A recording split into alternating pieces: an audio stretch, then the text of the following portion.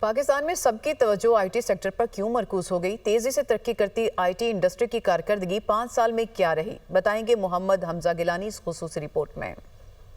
Company کیوں کھولنا چاہ رہا ہے؟ آئی ٹی انڈسٹری کا مستقبل پاکستان میں کیا ہے؟ کیا واقعی 5 سال میں $20 ارب کی ایکسپورٹ کر لیں گے ہم لوگ؟ ان سارے سوالوں نے مجھے تو پریشان کر دیا اور ان کے جوابات جاننا بہت ضروری ہے۔ میں تو جا رہا ہوں ان کے جوابات جاننے کے لیے اور آپ کو بتاؤں اپنی سپورٹ میں۔ دیر آئے درست آئے، پاکستان میں برق رفتاری سے ترقی کرتی آئی ٹی انڈسٹری کی کارکردگی سال 2018 میں چند کروڑ ڈالر کی ایکسپورٹ پر تھی۔ 2019 میں پہلی بار $1 ارب، 2020 میں $1 ارب 23 کروڑ ڈالر، 2021 میں یہ ایکسپورٹ $1 ارب 80 کروڑ، 2022 میں پہلی بار $2 ارب 23 کروڑ، 2023 میں معمولی اضافے سے $2 ارب 33 کروڑ اور 2024 دسمبر میں $3 ارب سے تجاوز کر گئی ہے۔ سابق chairman Pakistan soft where house ایسوسی ایشن اور آئی ٹی ایکسپرٹ محمد زہیب خان نے کہا کہ اسٹیٹ بینک فری لانسرز پر ٹیکس کم کر دے تو غیر دستاویزی آئی ٹی ایکسپورٹ کے $8 ارب پاکستان میں آ کر انقلاب برپا کر دیں گے۔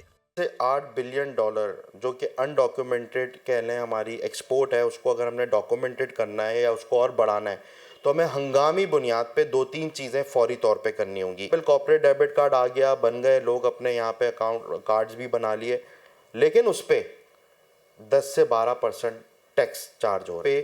جو پے رول ٹیکس ہے اپ ٹو 35%، اس کو ریلیکس کرنا ہوگا۔ آئی ٹی ایکسپرٹ کا کہنا ہے کہ ایس آئی ایف سی کا قیام نہ ہوتا تو آئی ٹی ایکسپورٹ تو دور، آئی ٹی انڈسٹری کا وجود خطرے میں پڑ جاتا۔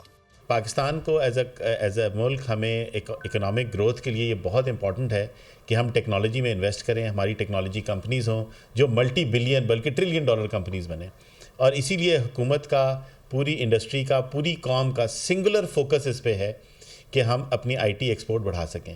پاکستانی کسی سے کم نہیں۔ آئی ٹی ایکسپرٹ کے مطابق پاکستانی آئی ٹی کمپنیوں نے یو ای کا نیشنل پیمنٹ گیٹ وے، افریقی ممالک کے سٹاک ایکسچینج سافٹ ویئرز اور عالمی آٹو کمپنیز کا کار لیزنگ پیمنٹ سسٹم بنایا ہے۔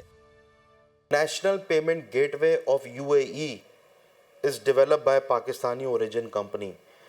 افریقہ کی more than 50% stock exchange companies میں made in Pakistan software نہ صرف چل رہا ہے، مینیج ہو رہا ہے۔